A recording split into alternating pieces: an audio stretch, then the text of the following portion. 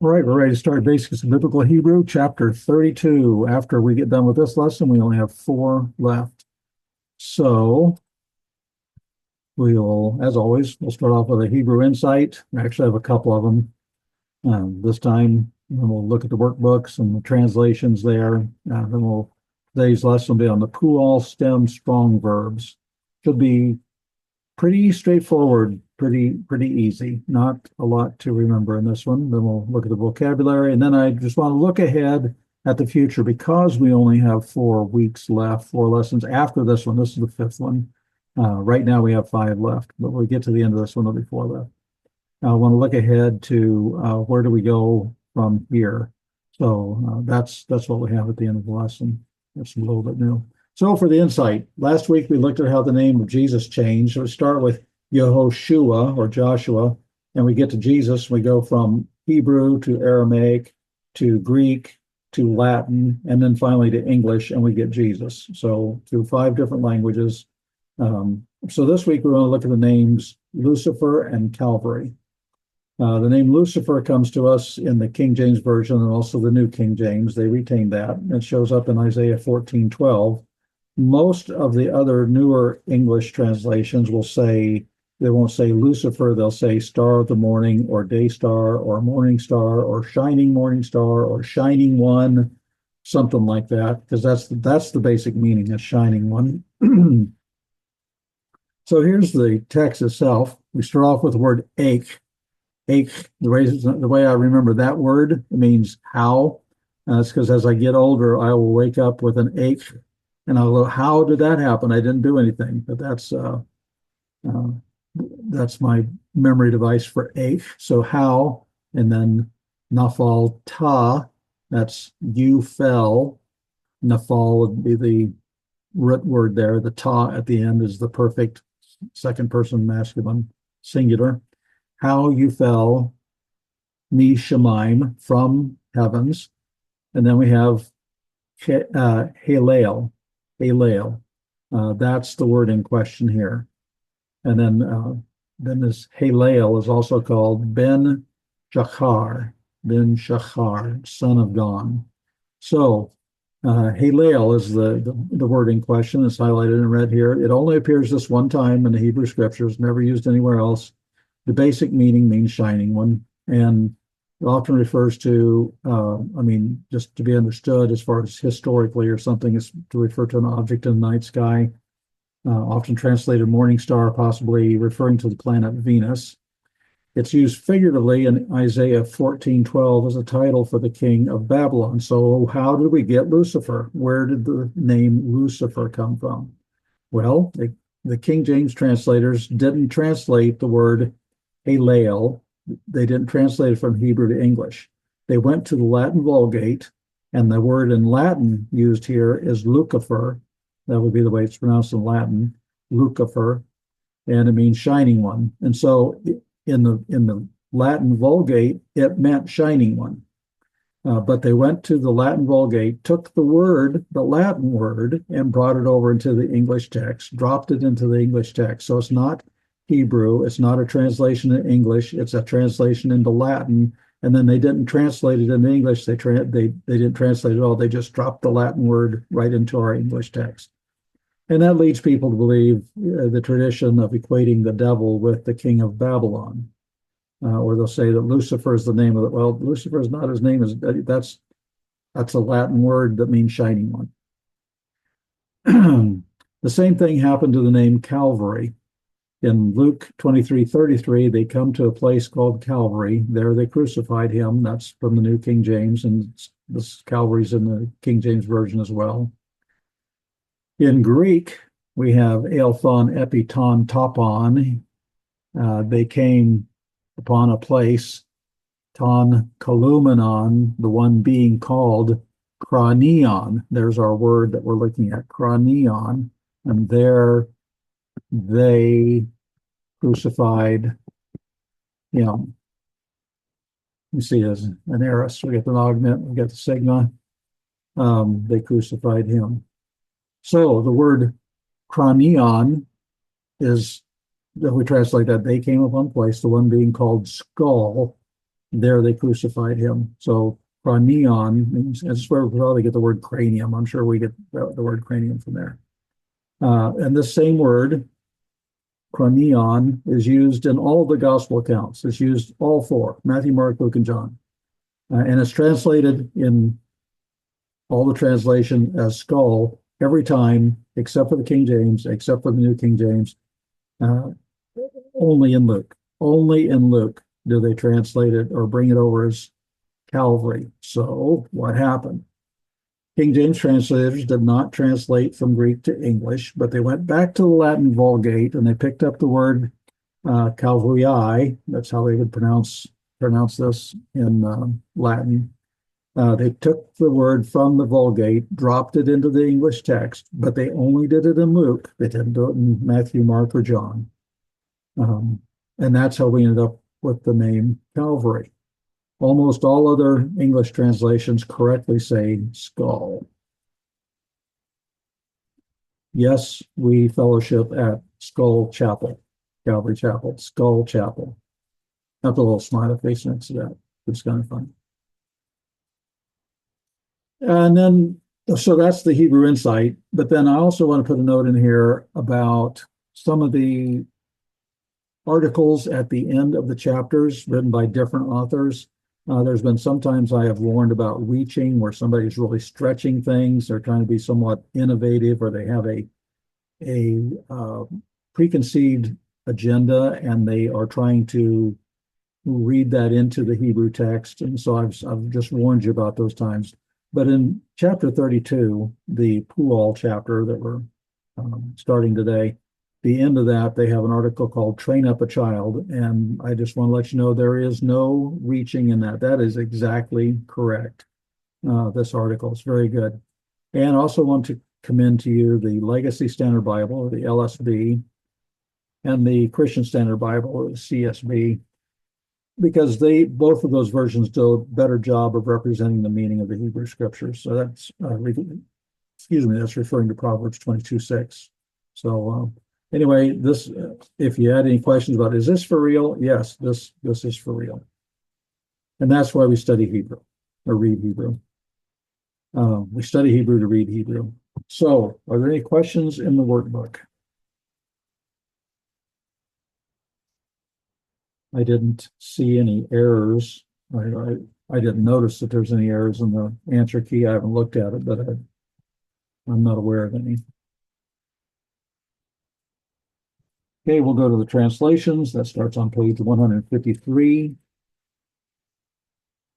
And the first translation is from Genesis 3:17.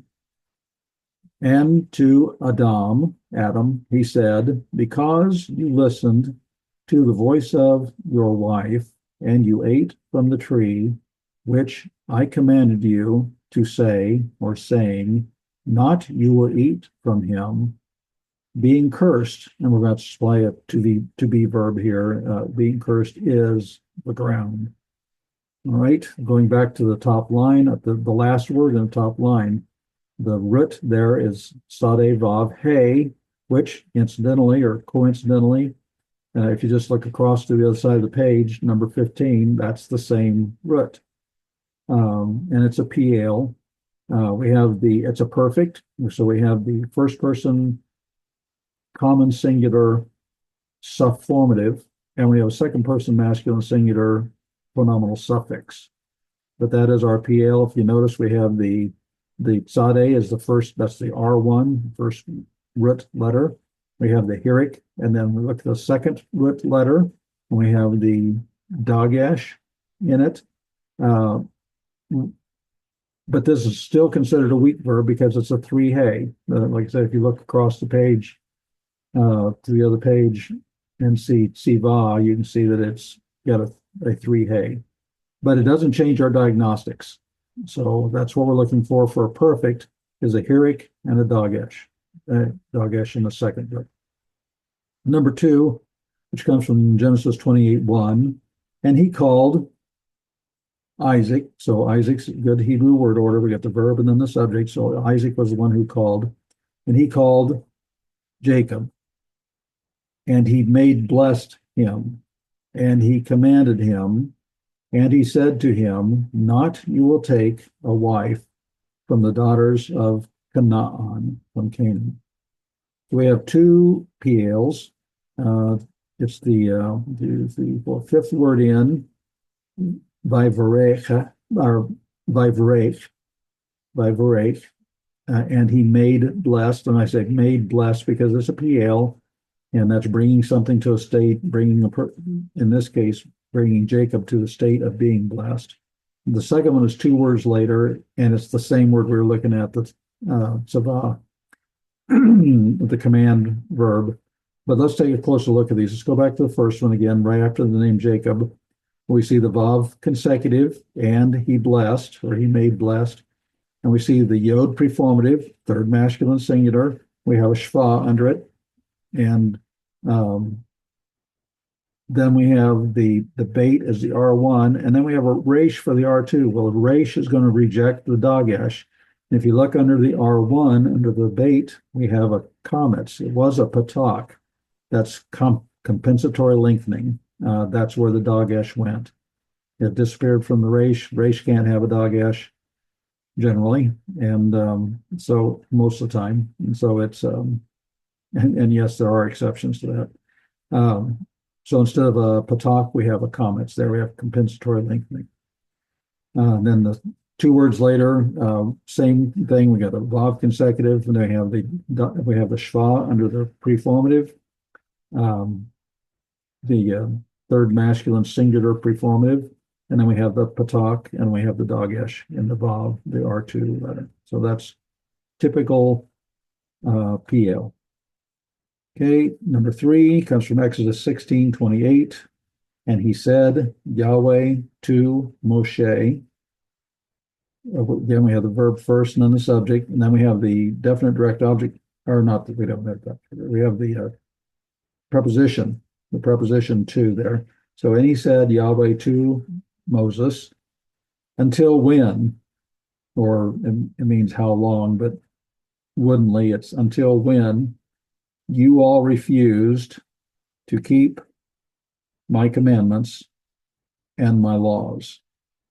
The last word of the first line, you all refused. The R2 as an aleph, it's going to reject the dagesh, and so the hirik under the mem has lengthened to its sere. We have compensatory lengthening again. Number 4 from Exodus 31:18. And he gave to Moses as to make an end him. So as he made an end to speak. So when he finished speaking, we'll come back and talk about it. To speak with him on Mount of Sinai, 2 of tablets of the testimony, tablets of, there's an Atnach there. It's not in our text, but if you look at the text in the scriptures, there's Atnach, so there's a break. So he was on the Mount of Sinai, 2 tablets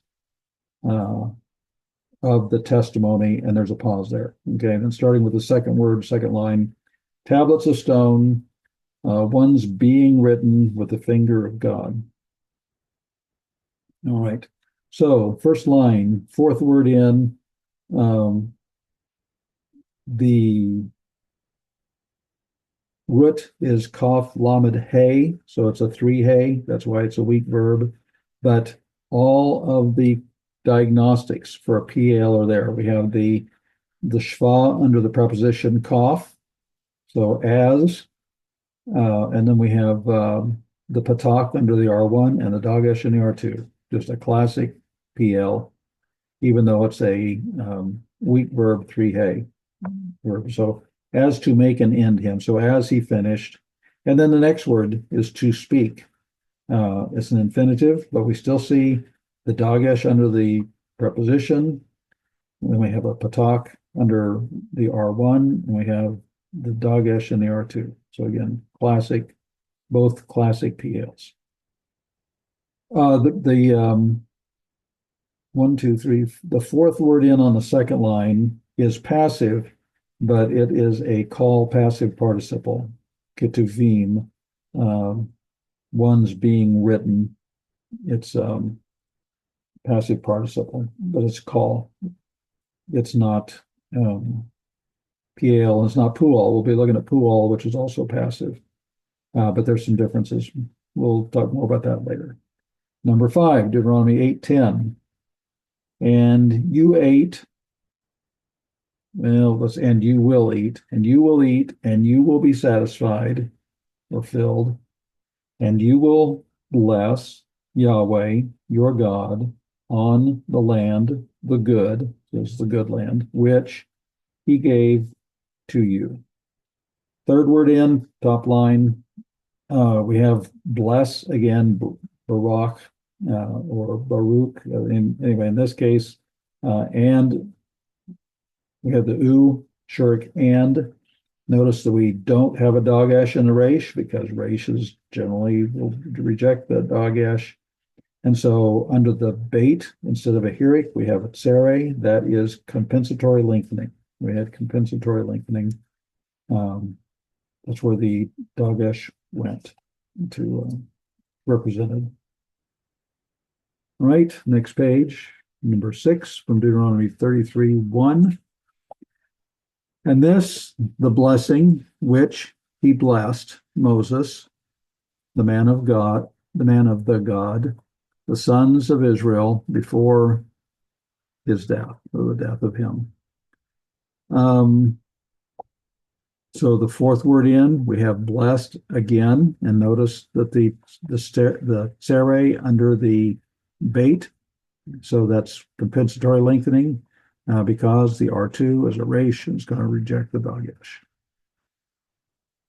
So those have all been pretty straightforward, something we would expect. Now we come to number 7, and the first word of number 7 is an example of what the book calls, the grammar book calls virtual doubling. I'm not a fond fan of that term, but basically it just means nothing happened. But we have to be able to recognize these. So let's go through and translate it first, and we'll come back and talk about that first word. And he made rest, which would probably be better translated, and he comforted, but woodenly, and he made rest. That's the verb. David is the subject, David. So David made rest, for he comforted Bathsheba, Bat Sheva, his wife, and he came to her, and he laid with her, and she bore a son, and she called his name Shlomo, or Solomon. It comes to us as Solomon because it went to Greek before it came to English, but Hebrew it's Shlomo. She called his name Shlomo, or Solomon, and Yahweh, he loved him. The he is being Yahweh. Yahweh loved him. All right, the first word again is our PL. We have an R2 chet. Nacham is the word, so the noon is the R1, and we have a patak under it, which we would expect. We see let's back up. We have a vav consecutive. We have the yod preformative for third masculine singular. We have a shva under that. We expect to see the shva patak and then a dagesh, but we have a chet. It's a guttural. It's going to reject the dagesh, but we still have a patak under the noon. It did not do compensatory lengthening. And sometimes you'll see that happen. That's what the book calls virtual doubling. All right, number 8 from Exodus 5:2. And he said, Pharaoh, so Pharaoh said, who, and we're going to supply it to be verb here, so you can put it in parentheses or something, is, who is Yahweh, that I will listen on his voice and make sent Israel. And then in the text, there's an knock there. There's a heavy pause.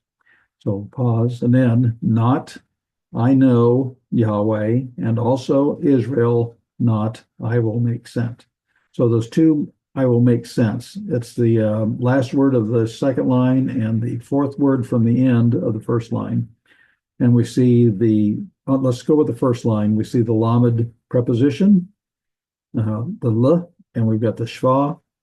And we see the root 1, the sheen, it's got a patak, and we have the lamed with the dagesh. All the diagnostics are there for PL. The reason why this is a weak verb is because it's a three chet. And we have the same thing, last word of the second line. It's still the same word, shalach, which means he sent. It's still a three chet, it's still a weak verb. However, the only difference we see is we have a reduced patak under the aleph. Why is that? It's because gutturals prefer to use a reduced vowel instead of a schwa. It still has the schwa there in the reduced vowel, and so we still see the schwa and the patak under the R1 and the dagesh in the R2. So pretty straightforward. Number 9, Jeremiah 26:8. And he was, as to make an end, or be as he finished, but as to make an end, Jeremiah, to speak all that he commanded, Yahweh, so Yahweh is the one who commanded, to speak to all the people, and they seized him, the ones priesting, and the prophets, and all the people, to say, to die, you will die. All right, we have three of them here. Two of them are identical. We had this word earlier to finish, to make an end. As to make an end, we have the kaf preposition, and we see a shva under it. We have the patak under the R1, another kaf, and then we have the dagesh and the lamed. And so that's pretty straightforward. However, it's a kaf lamed hey, three hey verb, so it's still a weak verb, but it doesn't matter. The only time you really get run into problems if you have a guttural in the R2, in which this isn't, it's R3. And the other two are both to speak, and so we have the schwa under the preposition, we have the patak under the R1, we have the dagesh in the R2. Straightforward, typical, fully recognizable by the diagnostics for PL. Number 10, Genesis 2:3. And he made blessed, and there's the verb, subject is God, so God made blessed the day, the seventh, and he made holy, or you can say he sanctified or he consecrated, but that's a PL, he made holy. So he made holy him, or we would say it in English, because on him, or in it, he rested. And I don't really like he rested, I like he stopped, or he ceased, as Shabbat. Shabbat means he stopped or ceased. It wasn't like God was tired or anything. It doesn't really mean he rested. It means that was when he stopped. But when we stop doing something, we're usually resting. That's from a human point of view. Second line, from all. So he stopped or he ceased from all his work which he created God to do. So first word, we see Baruch again, or Barak, to bless. And this is another fairly easy one. Only it's in the middle. It's not the easiest because we don't have a dagesh in the R2 because it's a resh, but we do have compensatory lengthening. The patak became a kamas. So that's pretty straightforward. We still have this shva under the preformative, yod, third masculine singular preformative. And we got the lengthened vowel under the R1 because we don't have a dagesh in the R2. And then the fifth word from the end, Kadesh, we have vav consecutive. We have the shva under the preformative, third masculine singular again. We have the patak under the kof, R1, and we have the dagesh and the R2 on the ballot. So that one is also straightforward. Any questions? Oh, and then we still have, well, I'll go ahead and finish that. Do we have any questions on those translations so far? If not, we will go on to the Hebrew reading 4 on page 155 and cover that. And he stood, and he made blessed all the assembly of Israel with a voice, a great voice, to say, being blessed, Yahweh, who he gave rest to his people Israel, according to all that he spoke. Not he fell a word, one. So not one word, not a word fell from all or from every word of him, the good. So every good word of him, which he spoke by the hand of Moses, his slave or servant. He will be Yahweh, our God, with us, just as he was with our fathers. Not he will leave us, and not he will forsake us, to cause to stretch out our hearts to him, to walk in all his ways, and to keep or to guard or protect his commandments and his statutes and his judgments, or you could translate it ordinances, which he commanded our fathers. Okay, any questions on that one? Oh, well, up at the top, second word in, from verse 55, we see the Barak, and we've already seen this several times so far. We don't have a Dagesh and Resh, so we get compensatory lengthening. We have a commas under the bait instead of at the top. Let's see, second line, fifth from the end, we have Diber again, and it's a perfect. So we have a Hirik, and we have the Dagesh and the R2. Same way with the fifth word in on the third line, we have Diber rather. Works the same way. And then the last word on the fifth line, next to the last line, the last word, that's that Siva again. We have it's a perfect, so we have the Hirik under the R1, we have the Dagesh and the R2. So those are all pretty straightforward diagnostics for the PL. Okay, any questions?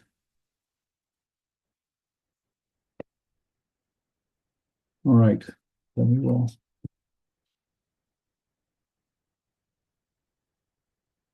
move on to Pual stem strong verbs. So for learning objectives, we want to understand the meaning of Pual stem. What is a Pual stem? Why does it exist? What does it mean to us? We want to be able to identify the Pual, and we're also going to take a look at call passive as we go through this. And then for strong verbs, and then we also want to be able to translate Puals and call passive verbs. We'll look at that a little bit too. So first of all, what does it mean when we say Pual stem? Well, Pual, that's a word that identifies what happens to the word. Of course, we have Pual here, which means work or verb. And so we got Pu, and so we have the U vowel and the kibbutz down here. And then we have the Al, Pual. So that's how we write it in English. That's exactly what this is. And those are our diagnostics. That's what we're going to look for. Of course, this is a R2 guttural, in there. So we'll clarify that later. So Pual is the next to last of the 7 main stems. We have the call stem from which the others are derived, and we're looking at 6 derived stems. There are others, but they are not very common. These are the most common, and some of the others are actually variants of these. So once you get these under your belts, you can deal with some of the others later as we continue to learn. So, and we have katal. This is all based off the root for he killed, and we have kutal. That's the pual form as opposed to kitel for the pl. So the pual, we find it here. It's under the intensive. It's an intensive, just like the PAL was. And he PAL is also there. Those are the 2 we have left. And it's under passive, the passive voice. So it's a passive, intensive, passive. So we'll look at the pual, and we still have the he PAL ahead of us. The pual is the passive of PAL. What we learned about the PAL, all we're going to do today is have the passive form. Oftentimes, when you have a oo sound, that's going to be passive. I've said that before, but probably bears repetition. So we have The PL here, we have, if it was shavar, shavar would be call and means he broke. This is the PL, shiber, and means he shattered because it's intensive. That's the PL. But we're looking at Pual, and Pual is the passive of the PL. It's intensive, passive. So it looks like shubar, shubar. Notice Pual, ah here, shubar. And it's going to just be passive. Instead of he shattered, it was he was shattered. The was brings it into a passive, something that's happening to the subject. He was shattered. So just some comparisons here. We have the same one, shiber for the PL, and then for the Pual, it's shubar. The diagnostics for the PL, they're lit up in red now. We have the Hirik and the Dagesh.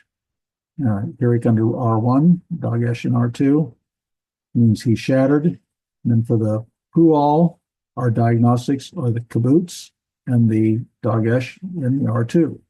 So it bears some resemblance to the PL as far as the diagnostics are concerned, but the strong difference between them is that we have a kibbutz there. But we still have this Dagesh that's still going to tell us it's intensified. So as opposed to he shattered, he was shattered. Yeah, we saw that earlier. Kidash for the PL and Kudash for the Pual. We see the PL had the Hirik under R1, the Dagesh in R2, the Pual, and this means he sanctified or he made it holy. He made it holy. He brought it to the state of being holy. So he consecrated it. He sanctified it. And then for the Pual, we have the kibbutz, and we still have the Dagesh in the R2. They share that diagnostic, but it's pretty evident when you have the kibbutz there instead of the Hirik. It's pretty obvious this is a Pual. So, and it's passive, so that he was sanctified, or he was made holy, or he was consecrated. Okay, we have Diber for the PL, we have Dubar for the Pual. And again, we have the Hirik under the R1, we have the Dagesh in the R2 for the PL. That's he spoke. And then for the Pual, we have the kibbutz and the Dagesh, and he was spoken, or it was spoken. So Pual is the passive of PL. They share some diagnostics, but they're different enough that they're pretty obvious. Okay, so we want to look into identifying them more now. So let's do what we've been doing. We're going to start off with a summary. They say that you should start at the beginning. That's a very good place to start, but I think with these, we are benefited by actually going to the end. Because what I want you to learn are the things that is going to give you the most bang for the buck to remember. And so if you see what all is common, then the rest of it's going to be easier. If we have a few differences, well, those are going to be easier. But you're going to have the big picture. You want the big picture first. So on page 352 and number 32.9, you look in the perfect column, the leftmost column, and there's kibbutz all the way down under the R1. No problem. You look at the Dagesh and the rip in the R2 and the tet, and all the way down through the bottom, no problem. Of course, we're looking at strong verbs here. We're not thinking about, we'll look at what happens if you have gutturals next week. We have weak verbs. And then for the imperfects, so we have the third person masculine singular preformatives here, and you just scan right down through there, and that goes all the way down except for the first person singular, because it starts with an aleph. The preformative is an aleph, and a guttural does not want to have the schwa, vocal schwa there, and so it becomes a reduced patah, which the schwa is still there as a part of the reduced vowel. So that's common. And then the tet as a Dagesh, and you look down through there, and it's all the way through. No problem. Participle, we get the mem prefix for participles. These mem prefixes will be with us through the Pual and also the heat palel in the 2 weeks after that. And so we have the same diagnostics that we're looking at for the PL, except for the U vowel under the R1, the kibbutz. So we see the mem, we see a shva under it, we see the kibbutz under the R1, and we have the dagesh and the tet all the way down, all the way through. It's the same thing. And so we have that same identification pattern with the shva and then the vowel under the R1 and the dagesh and the R2 that we looked at PL. This time it's all the U vowel. So that's what you have to remember. It really is that simple. So for the perfect diagnostics, there's no preformative. There's no preformatives on the perfects. So for the PL, we had the hirik and the dagesh. And we drew a line there just to get used to looking at it that way. Okay, and so for the Pual perfect, all we did was replace the hirik with a kibbutz. And we have that same line there. You get the kibbutz and the dagesh. So it's just that easy. Looking at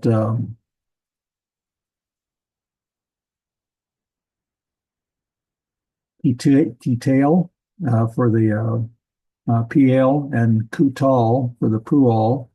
The detail means he slaughtered. Of course, katal would be the call. It just means he killed. But since this is PL and Pual, they're intensive. So this is he slaughtered, and the Pual is he was slaughtered. But notice the PL, we drew that line, kibbutz to the dagesh, we drew the line on Pual. And notice that pattern, and it'll make it easier for you to see these and diagnose these as we read. So the PL standard diagnostic, except for perfect, is going to be a patak under the R1, and we still have the dagesh in the R2. But for a perfect, except perfect would have a hirik there instead, but we're not looking at that. So the standard diagnostic, the thing that's going to carry over to everything else, is going to have a patak, because for like an imperfect, now all we have to do to get an imperfect is put a preformative on it. So we have the yod, the third masculine singular preformative, and there's our shva. We have a shva, patak, and a dagesh for the PL. And we did this last time where we draw the line through that. Look for the shva, patak, and dagesh. Now, for the Pual, the common diagnostic is going to be a kibbutz, and for the imperfect, we're going to add the yod preformative for third masculine singular, and we have the shva, kibbutz, and dagesh. So we can follow that same pattern, and if we tie this to our understanding of PAL, we don't have a whole lot else to learn in this lesson. So the Pual imperfect diagnostic, shva, kibbutz, dagesh, just like that. Dagesh is in the R2. That's the imperfect. So just comparing the PAL and the Pual, we have yekatel for the PAL, and we have the shva, patak, dagesh. And for the Pual, we have the shva, kibbutz, dagesh. Yekutal. So the PL is intensive, not he will kill. It's intensive, so it's going to be he will slaughter. And so the Pual is going to be passive. He will be slaughtered. He will be slaughtered. The participle diagnostics, we get the mem prefix, but we have that same pattern there. We still have the shva, we have the kibbutz, we have the dagesh and the R2, just like that. So really not a lot to memorize, and we're seeing it over and over again. That helps put it into our minds. So again, comparing the PL to the Pual like we did the others, both of them have the mem prefix, both of them have shvas under the mem prefix. Both of them have dageshes in the R2. The difference is we have a patak in the PL, we have the kibbutz in the Pual. So, and there's a participle of slaughtering, and that's Pual is going to be passive, being slaughtered. All right, so that's how we identify them, and then we want to look at translating them and looking at call passive. So call passive, call perfect passives look exactly like Pual perfects. Here's an example. A call active, we have yalad, which means he bore or he begat. We see that a lot in some translations. He begat. He became the father of. I kind of like that one. And then the passive, yulad, we have the kibbutz under the yod. That, by the way, is not the preformative. That is part of the root. That's actually the R1.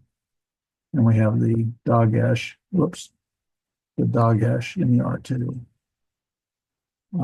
So yulad, the call passive, and the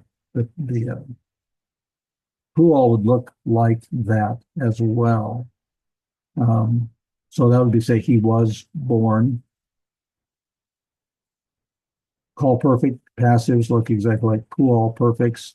So how can you tell them apart? Well, some words only occur in certain stems. And sometimes that can be an identifier. If you have a good dictionary, even if you have like one that's not terribly expensive, I'm not sure if I mentioned it before, it's Nouns' expository dictionary. And if you look in the gray edged pages at the Hebrew words, you'll see that he gives the definitions, and you'll have a little letter in front to tell you, well, this is what it is in the call, or this is what it is in the PFIL or whatever. And so sometimes you can tell by looking them up, and sometimes you just have to go by context to identify whether it's a Pual or a perfect call perfect passive.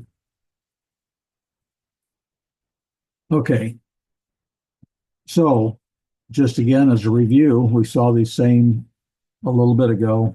For the PL, for the perfect, we have the Hirik to the Dagesh. For the Pual, we have the Kibbutz to the Dagesh. That's perfect. He shattered, or he was shattered. For he made holy, or he was made holy, he sanctified, he was sanctified. Again, the Hirik to the Dagesh, the Kibbutz to the Dagesh. And then he spoke, or it was spoken, the Hirik to the Dagesh for the PL, Kibbutz to the Dagesh for the Pual.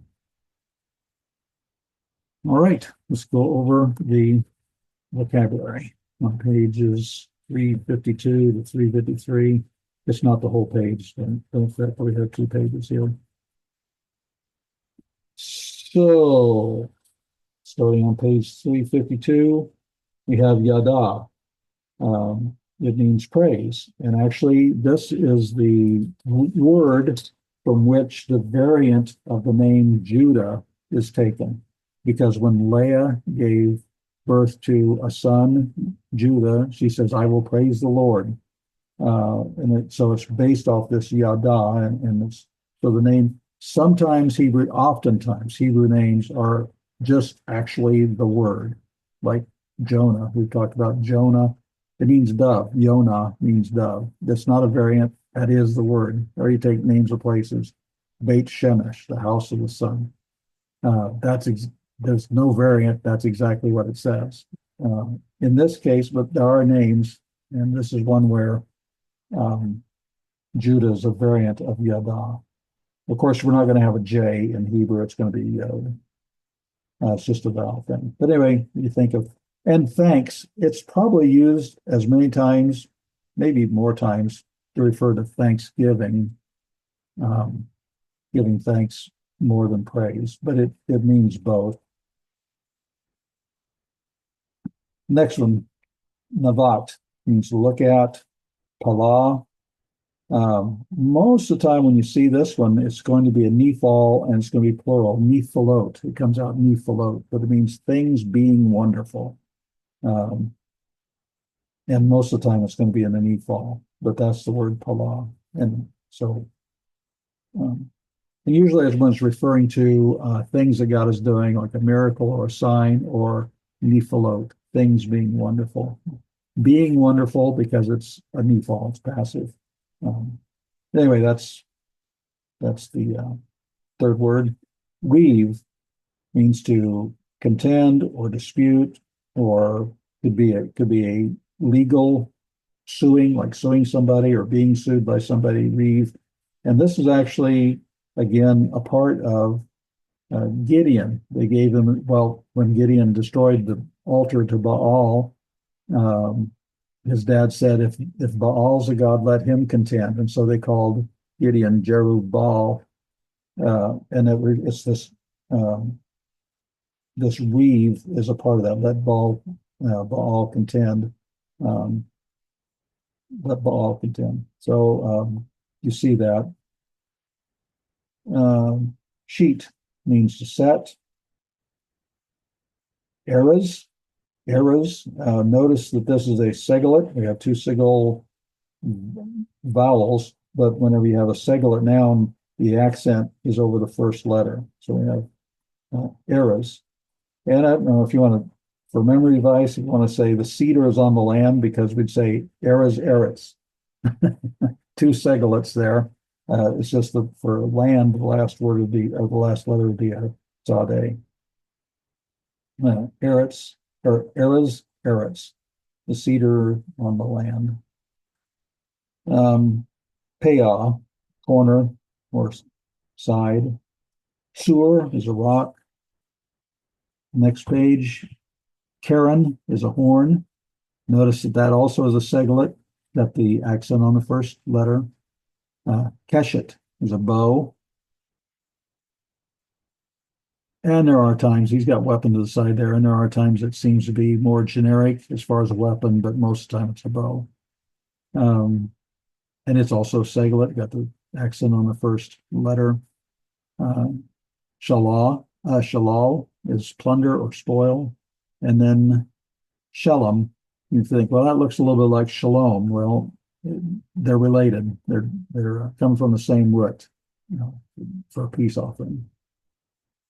And then the thing I talked about at the beginning on page 353, 32.12, the training up a child, I commend that to you as being a very good article. All right. Next thing, looking ahead. We're getting close to the end. What you could say we are like in the final stretch.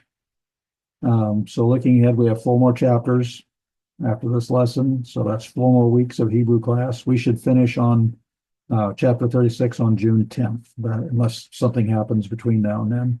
So it's time for me to make you aware of the daily dose of Hebrew. You guys are far enough along. You've been exposed to enough information. There's not that many Puals. There's not that many heat palels. So you could watch the daily dose of Hebrew, and most everything he's talking about will be things you should understand. Because what he does, you can go out to dailydoseofhebrew.com and sign up for an email. So I get an email every day, and it's got a link to the video for that day. And they go through books of the Old Testament in Hebrew. They'll just do it one verse at a time. So it's only like 2.5 minutes, 3 minutes maybe.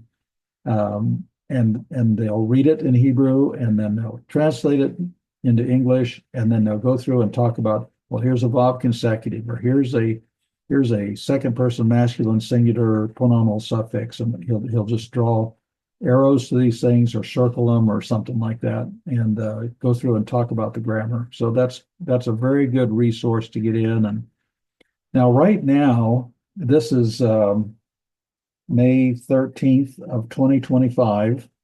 So people could be watching the video. But right now, he's going through chapter 11 of Daniel, and that's kind of hard. However, if you go out to dailydoseofhebrew.com, they have videos of all the other books he's gone through, books of the Bible. And so you could actually go out and watch some of those. But I think it'd be a good thing for you to be starting up now, just make it part of your day. It doesn't take that long, and watch the videos and learn.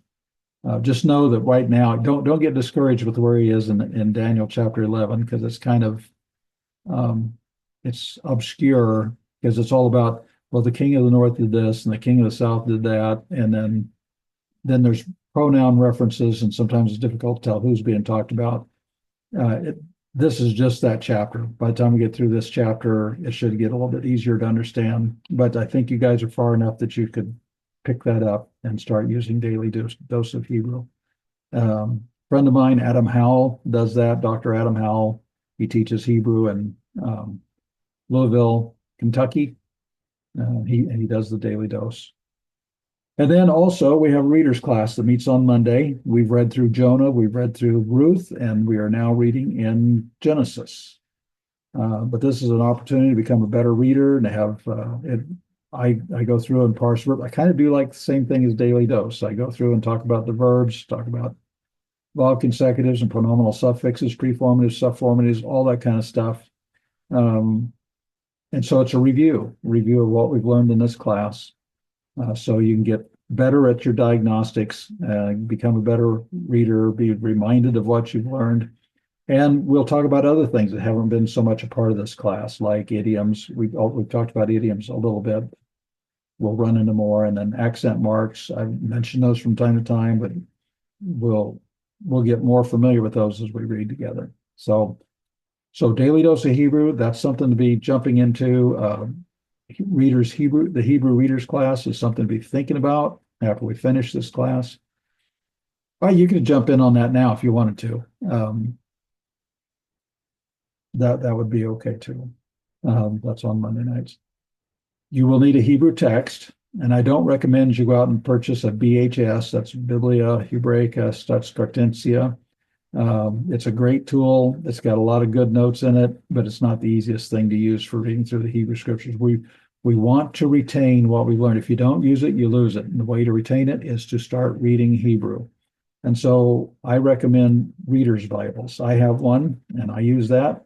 The Reader's Bibles provide footnotes for words that are rare. If it's only used 5 times, you go reading through the whole Old Testament. If it takes you a couple of years or several years to read through the whole Old Testament, you're going to see it 3 times during that whole. You can't hardly remember that kind of vocabulary.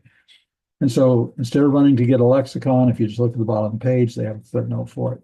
So I found that there's at least 3 different kinds of readers' Bibles. I've got some links there. The first one has sometimes, like I said a little bit ago, names are actually just words. And so you're trying to translate it, make sense out of it, and you're not supposed to. It's a name. But they put them in a lighter font. It makes it a little bit more clear. Oh, that's a name. So I don't have to try to translate it. It footnotes words used less than 100 times, but that doesn't give any parsing. This first one is the Hebrew side of the Bible I use. My Bible is both Hebrew and Greek, and this is the same as the Hebrew side of my Bible. I have friends, a couple of friends who actually use the second one here. It footnotes words used less than 75 times, but it also includes parsing on those, so that's kind of handy. And it still puts proper names in gray. So there's a link to that. And then there's another one I just discovered. I put it on here because it was actually a little less expensive. However, they only footnote words used less than 70 times. And I don't know much else about it, but it's another option for a Hebrew reader's Bible. Then there's other books. If you like, you say, well, I want to read the book of Ruth, for instance, and there's others. There's Samuel, 1 Samuel, 2 Samuel, Jonah. There's a number of these. They are picture books. They look like comic books. They have pictures of what's going on, and they have little bubbles where the people are talking to each other. It's got blocks where there's narration. It's all the text that's in Hebrew, but it's more like reading a comic book. And they have footnotes at the bottom also to help you out. And some of them even have translations, so you can get a lot of help with that. So there's a link to Glossa House. Glossa House has got a number of those. And then Glossa House also has the one from Adam Howell, the guy I mentioned earlier, did Daily Dose of Hebrew. He's got one out there for Ruth. I think he's got another one too. But anyway, these are also available. And so you can say, well, I just want to buy a comic book for this book of the Bible, and you can read through it in Hebrew. And those are good too. Now, interlinears traditionally professors have always said don't use interlinears. It can be a crutch. Well, I would contend that a crutch is a good thing if you need one. You did something to your foot, something to your leg, you broke it, then a crutch is a good thing. The thing is, you don't want to stay with a crutch forever. You want to go through physical therapy and you want to get to the place where you don't need the crutch anymore. But you can use an interlinear as a crutch. And what I mean by that is if you use a bookmark and just cover up the English words, read the Hebrew, understand what you can understand, and then when you don't have to look it up. You can just, move the bookmark, see what the word is, and then cover the words back up again. And you can use the interlinear as a crutch to help you. The main thing is, and some of these, like the Daily Dose guys, Rob Plummer for Greek and Adam Howell for Hebrew, they are also saying, an interlinear can be a helpful thing because the main thing is to be reading the Hebrew text. That's what this is about. And so the best interlinear that I've seen is this Crossway ESV Hebrew interlinear. It's not perfect. I've last year, as I was reading through my English, so I read through the Bible in English as well as reading in Greek and Hebrew and Aramaic. I was reading the interlinear text for my English reading, and of course, I was always looking up at the Hebrew too, so I was getting double benefit from this. And I noticed that every once in a while they have something, they might have it listed as a he, and it's actually feminine. It's instead of 3ms, it's a 3fs, or vice versa. Or maybe it said they and it was actually him, or there's a few mistakes. I don't know, a dozen maybe out of the whole Old Testament. It's mostly pretty good, mostly pretty accurate. But if you see something, you go, I don't get that. Well, it could be one of the mistakes. But this is probably the best one I've seen, and they probably do the best I've seen as far as giving you a word or a couple of words that represent every part of what is contained in the word. Because Hebrew words are like Legos. You pack stuff on the front, you pack stuff on the back, and they unpack all that in their English underneath. And so you might have 5 or 6 English words underneath it that is being unpacked from the Hebrew word, but they do a good job representing the Hebrew word. I don't have Apple phone. I have Android phone, and so a couple of free apps on. You can get BART and MySword. You can get the Hebrew text on that. Those are free. There's other apps that can cost. I think there's other ones besides those, but BART's pretty good. I like BART. And then as I said earlier, my Bible is actually both the Hebrew and Greek Reader's Bible, and so that's the one I have for that link. All right, for homework, memorize chapter 32 vocabulary. Go ahead and work on exercise 32 in your workbook and read chapter 33. Are there any questions?